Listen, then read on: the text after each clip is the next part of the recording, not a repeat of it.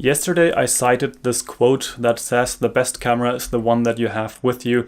I think the same thing applies to the lens. The best lens is the one that you have on your camera right now, except for the case that you have a backpack and you can actually switch the lens. Today I'm talking about which kind of lenses are out there and which one I choose. So lenses are an interesting topic in video making and photography. There are different reasons to use different lenses, and there are certain aspects of lenses that are very different to each other. You have all kinds of mechanical things that are different between them. You have different kinds of glass, you have the aperture, you have how much light comes through the lens, you have how sharp the lenses are in general in terms of like the production value of the lenses.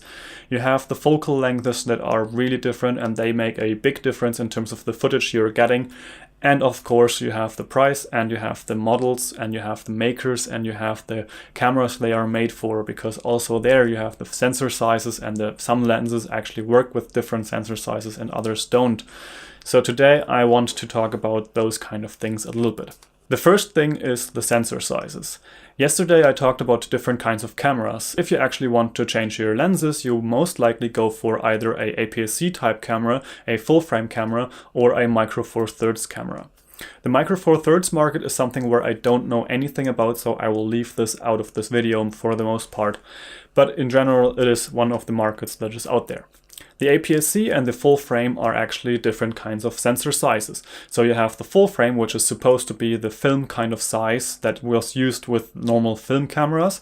And then you have the APS-C, which is a little smaller than the full frame sensor size. That is the reason why it also has a crop factor, which has an effect on the focal length. I personally really like the full frame look of pictures, and I personally use full frame cameras for almost everything except for obviously the iPhone or the GoPro, for example. But the main filming camera I use is the Sony A7 Mark II, and that is a full frame camera, and I almost always use the full frame mode in terms of video making, which gives me more options, especially in video making. In photography it just crops the picture, and that doesn't make any sense whatsoever. But the good thing about these sensor sizes and lenses is that the full frame capable lenses are actually working on both systems. So you can use the full frame lens on a APS-C type camera and on a full frame camera. But if you have a lens that is specifically made for APS-C sized cameras, then that is not really working on full frame bodies. But the A7 system actually has this really neat feature that you can attach the APS-C size sensor lenses on the cameras, and then it switches into a mode where it's the APS-C sized mode. For video making, that is really convenient because you can use those lenses as well, and you can use full frame lenses and use this crop sensor kind of to zoom in a little bit on those lenses. But it's actually something that only makes sense if you, for example, own a APS-C and a full frame camera. Then it kind of gives you the opportunity to switch the APS-C style lens onto your full frame body. But in general, I would say that's probably not really something that is super useful.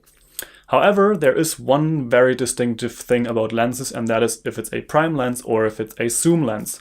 The zoom lenses have many plus sides. You can actually zoom, you have different kinds of fields of view, so you can narrow the field of view, and that actually changes the image really a lot. But for me, the downsides are actually much more than having the prime lenses, and I personally just love prime lenses. I currently own 3 of them, and I really like those 3 lenses.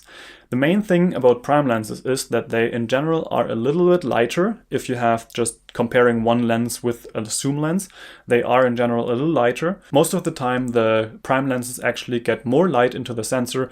They have a bigger aperture, and in general I would say the picture quality of prime lenses is probably higher than the picture quality of zoom lenses, because the zoom lens actually has to be optimized for different kind of zoom stages, whereas the prime lens has this one field of view, and that is the only thing they have to optimize the lens for. One of the downsides of prime lenses is you actually have to switch the lens to actually change your field of view, and there's this one plus side for the zoom lenses that you can actually just zoom in without even touching the lens really. You can just turn the levels or even zoom on the display, and you don't really need to change anything else besides that.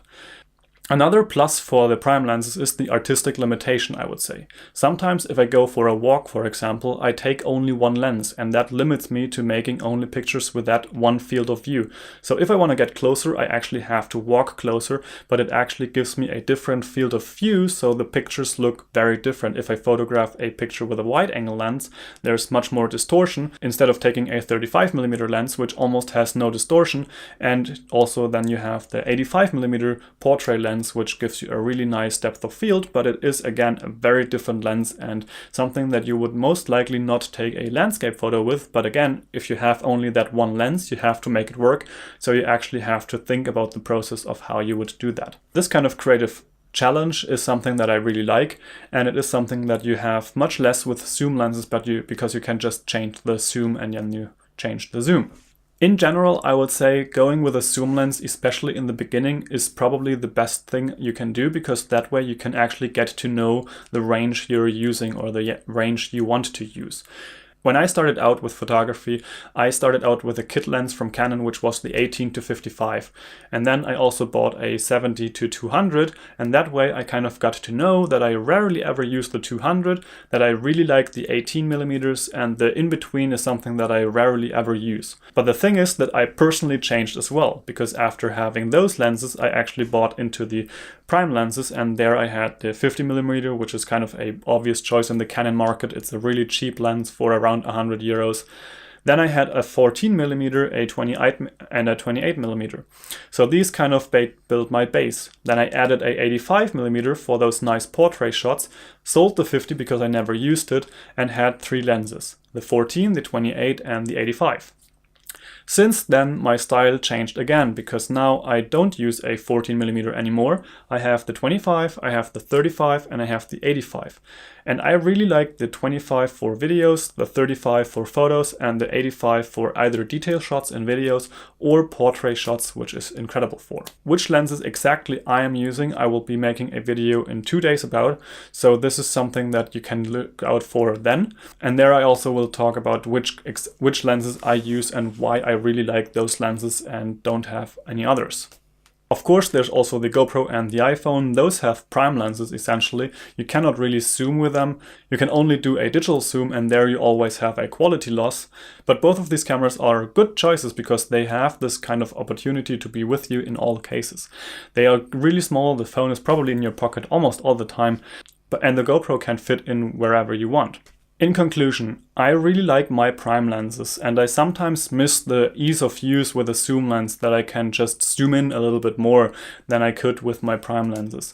But then again, I really like the artistic challenge, the small sizes and the picture quality those prime lenses give me. The zoom lenses I'm dreaming about are really expensive, and that's one of the reasons why I don't have them right now. For you, it could be that you have one zoom lens that you always use. If I would have to choose one, for me that would be the 16-35, maybe a 2.8 version in terms of aperture. If you go for prime lenses, some people also shoot with one prime lens all the time. And if I would have to choose one there, I would probably go for a 35mm, even though this video right now is filmed with 25, and I think this is a much nicer way of kind of communicating with the camera, where the camera is much closer to me and I can actually touch the camera right now. And if I would have the 35 on here, I would have to put the camera much further away, and it would be much more compressed, and it would not feel as engaging as this one. So you kind of have to make a lot of research, or you have to ask someone who actually knows a little bit about what kind of lenses are good for what. If you have any questions like that, please feel free to leave them in the comments below. I will try to get back to you as soon as possible. If you liked this video and it was helpful for you, please leave it a thumbs up. And if you have any suggestions, please leave them in the comments as well.